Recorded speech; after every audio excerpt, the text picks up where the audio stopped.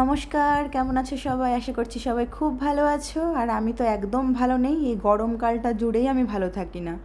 একটা বিচ্ছিরি সময় এই গরমকাল। মানে একে তো গরম, তারপরে রান্না বান্না করা, এই আরেক অস্বস্তি। মানে দিনে তো মোটামুটি দুপুর আর রাত ধরে মোটামুটি 3 ঘন্টার উপরেও আমার রান্নাঘরে থাকতে হয়। তো এই গরমে রান্নাঘরে থাকতে কার ভালো লাগে বলো? আর শীতকালে মনে হয় সারা দিন ধরে রান্না করলেও কষ্ট হয় না। এমনিতে আমি রান্না করতে ভীষণ ভালোবাসি। যে কোনো রান্নাবান্না আমি ভীষণ মন দিয়ে করি, ভীষণ ভালোবাসি করতে। কিন্তু গরমে ইচ্ছে করে না গো, গরমে খুব বিরক্ত হয় রান্না করতে। আর আমি এমনিতে এত ঘামি, আর আমার প্রচণ্ড, আমার না, যারা যারা রান্নাঘরে কাজ করে সবাই জানে কতটা অস্বস্তি হয়। তো তারপর তো এই বাঁচার জন্য খেতেই হবে। গাড়ি যেমন পেট্রোল ছাড়া চলে না, আমাদের মানব শরীরও খাবার ছাড়া যে চলবে না। তো রান্নাবান্না তো করতেই হবে, খেতেই হবে।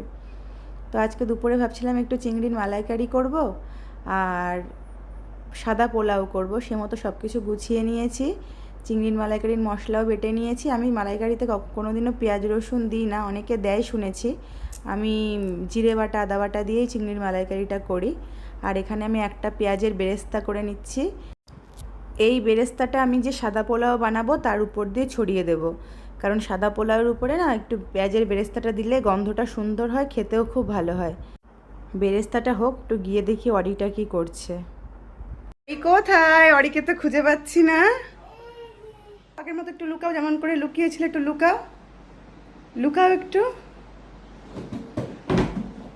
অরি গাড়ি চালিয়ে কোথায় যাবে? কোথায় যাবে তুমি? হ্যাঁ, বুগাই চালিয়ে কোথায় যাবে? মার কাছে? মা তো রান্নাঘরে। ওকে, তুমি গাড়ি চালাও। হ্যাঁ মামা। হুম। তার তো দুষ্টুমির শেষ নেই, তার দুষ্টুমি চলতেই থাকে এভাবে। আর দেখো আমার বেরেস্তাটা হয়ে এসছে, এখনও খানিকটা হবে, আর একটু হলে বেরেস্তাটা বেশ মুচমুচে হবে। কারণ পেঁয়াজের বেরেস্তা ন্যাতানো হলে কিন্তু ভালো লাগে না, এটা মুচমুচে হলেই ভালো লাগে খেতে। এদিকে মাছগুলো আমি ভেজে নিচ্ছি। মাছগুলো খুব একটা ভাজবো না, এই পিটো পিট করে একটু হালকা ভেজে নেব। কারণ চিংড়ি মাছ বেশি ওভারকুক হয়ে গেলে রাবারের মতো শক্ত হয়ে যায়। তো যতটা পরিমাণে কম এই মাছটাকে ফোটাতে হয় বা ভাজতে হয়, তত মাছটাকে বেশি খেতে ভালো লাগে। এখানে নারকেলের দুধ আমি মিক্সিতে পেস্ট করে আলাদা করে ছেঁকে নিয়েছি। আর এদিকে সাদা পোলাও কিন্তু একদম প্লেনভাবে করি, আমি তেল দিয়ে করি না, ঘি দিয়ে করি। ঘির মধ্যে গোটা গরম মশলা ফোড়ন দিয়েছি, দারচিনি, এলাচ, লবঙ্গ, এগুলো সব ফোড়ন দিয়ে চালটাকে ঘির সাথে ভালো করে ভেজে নিতে হবে। চালটা যত ভালো ভাজা হবে পোলাওটা ঠিক তত ভালোই কিন্তু টেস্টি হবে খেতে। এদিকে মালাইকারিও হয়ে এসছে। আজকে দুটোই আমার খুব ইজি রান্না, খুব তাড়াতাড়ি হয়ে যাবে। কারণ এই শাক পাতা এটা ওটা করতে বেশি লেট হয়, এগুলো খুব ইজি রান্না, আর খেতেও ভীষণ সুস্বাদু হয়। তো আমার তো রান্না বান্না হয়ে গেছে। এদিকে ওনাকে দিয়ে দিয়েছি খেতে। উনি, ওর বাবা যখন চলে আসে আমার কাছে আর খায় না। বাবা না আসলে আমার কাছে খাবে, বাবা চলে আসলে কারোর কাছে ওরই খায় না। তোর বাবা ওকে খাওয়াচ্ছে, ফোন দেখছে আর খাচ্ছে। আর এদিকে কালকে রাত্রের একটু হাঁসের মাংস ছিল ফ্রিজে, সেটা আমি গরম বসিয়েছি।